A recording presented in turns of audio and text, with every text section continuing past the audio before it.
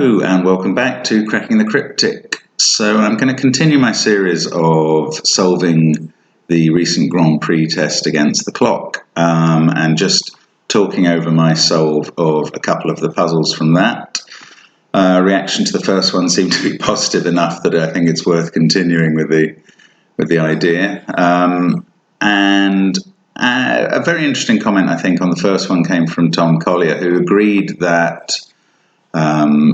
the time solving on the app is slower than solving on paper, measurably. And I think I estimated that it probably costs about a minute each puzzle, and I'd probably stick with that for now. But let's see how we go. And this time I've recorded my solve of a classic. Again, there are 6 classics in the test, so I'll kind of mix one with a variant. And then the second variant is a hidden clones puzzle. And in the hidden clones puzzle, there are a number of shapes, and where the shapes are similar to each other, they must contain the same digits in some order. Oh no, sorry, it's a shaken clones puzzle. So the digits are the same in some order, but not necessarily the same disposition of the digits within the shape, so they can be shaken up. So that's why it's a shaken clones puzzle. And I will try and remember to put the description of that puzzle up during this intro and while the puzzle's on the screen, so that you can attempt the puzzles before you watch me do them if you want, see how your time goes, and then watch my solve of them. So here we go. I'm going to run the first classic now, and it's very quick to spot that the 8s give the only possible 8 up the top. So then I continued with trying to find where 8s went in the grid, and some of them place very quickly and you're just left with one pair unresolved down the bottom. And I turned my attention to 3s, don't particularly know why, and I don't think it was very profitable, so I immediately moved on to 7s, but that wasn't, again, extremely helpful. Really just casting around for something to get a go on. Yes, so the positioning of the 8 in the centre has helped with the 5, which is clearly ruled out from the central cells here. So that's a 1-6 pair with a 5 there. Now the central row, this cell becomes a naked single once that 1-6 pair goes in and the 4 happens. Then the central column can be completed. So kind of racing along. It's taken a minute to get this far, but there's some definite progress here. I do remember kind of scouting along now. There's a 4-5 pair down here that I should be spotting quite quickly. And it's irritating that I didn't spot it immediately. I was looking at 2s there. Then where do 1s go? That 1 was a given. That gives me a 3-9 pair there. That gives me the 2-6-7 triple here. And that's what gives me the 5-4 pair here. So I know the 2's up there. 3, 9, and 6 still to place in these 3 cells. And I don't know if it was worth the time to bother pencil marking those in, but I do it. And then I'm looking, where else can I go? Like, I've done quite a lot across the middle 3 boxes, but trying to find something else here. 7s, 4s, 8s. You kind of know at this point in a puzzle that's appearing quite early and so is relatively easy that it's going to be reasonably straightforward. I don't quite. Oh yes, that 9 got placed up there because of this 9 and this 9 and this 9, and that's fixed the 9-3-6 group in that box. So really at this point there's probably only one more breakthrough needed to finish it off. Not quite sure where that comes from memory. That 4 was given by the 2 4s we've got up here. That helps largely complete the top right box, just 1 pair left, and that enables a fill-in. That 3 feeds down to the bottom. We can resolve that whole box now. Row 8 was given at that point. That 1 should be fixing the 1-6 in the centre, but everything else is coming out of there. And really it's just finishing off at this point, so going as quick as I can. I'm already just over 3 minutes, which for an easy classic that's not a great time. I mean, it's clearly okay. The puzzle wasn't a total giveaway, but and this finishing speed is a bit slow. I mean, there really wasn't much left to do at 3 minutes, so to run up to 3 minutes 30 or so, that's a bit disappointing. And I don't actually know what my times are until I watch these, so 3:33, that's not too bad. So, moving on to the shaken clones. Now, this is quite an interesting variant, and something I decided to do quite early on was to use the shapes immediately.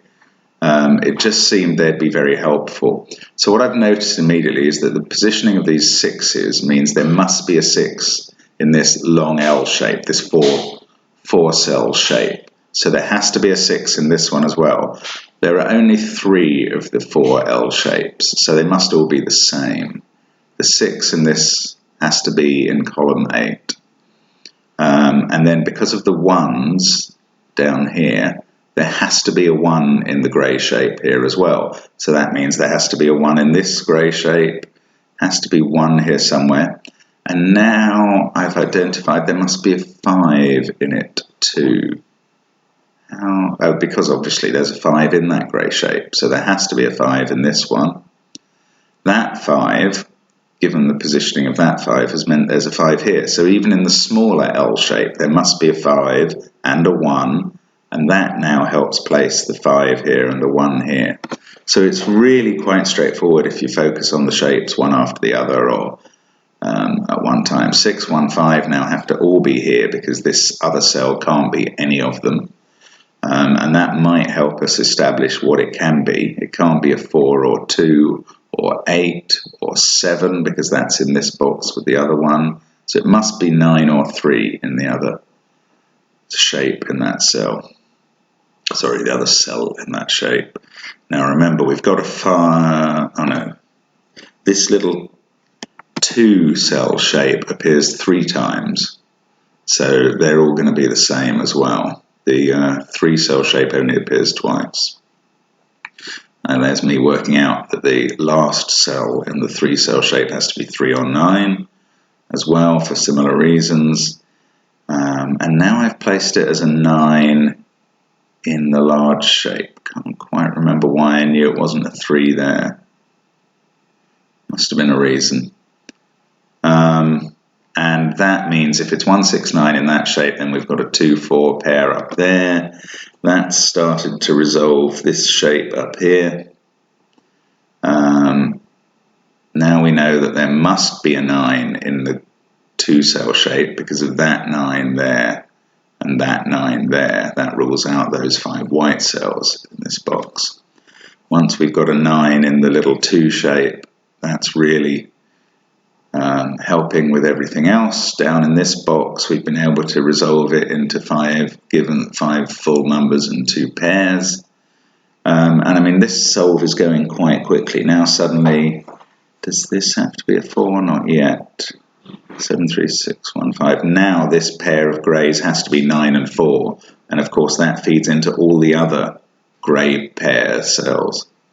So as soon as I spot that 9-4 pair, that's going to be very useful. Why does it have to be 9-4? Because we've got 9 and 4 are used up in that box already. So the only place in column 5 for 9 and 4 is in the 2 grey cells. And I've worked out the 4 there, so now I know it is 4 and 9 in the 2 grey cells, and that feeds into all the 2 shape. And really at this point now I'm just finishing off again. Best not to forget that we still have to resolve some of the shapes. It's quite important to get 9-4 in down here as well, but really I'm just finishing off the puzzle.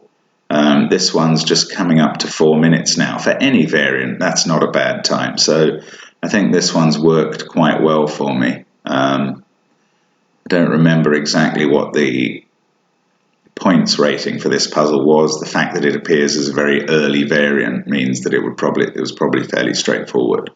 But that's a reasonably quick solve. And I think this pair of puzzles has gone better than the first pair that I showed you a couple of days ago. So I shouldn't have lost time against the par time on these ones. It's been better. Congratulations to you if you found this fairly straightforward, as I suppose I did. 4 minutes 36. And again, I just do allow myself the luxury of using the check facility here to make sure it's a possible solution, so that I would know if I'd clearly messed it up and was showing you a broken solution. So that one went fairly well.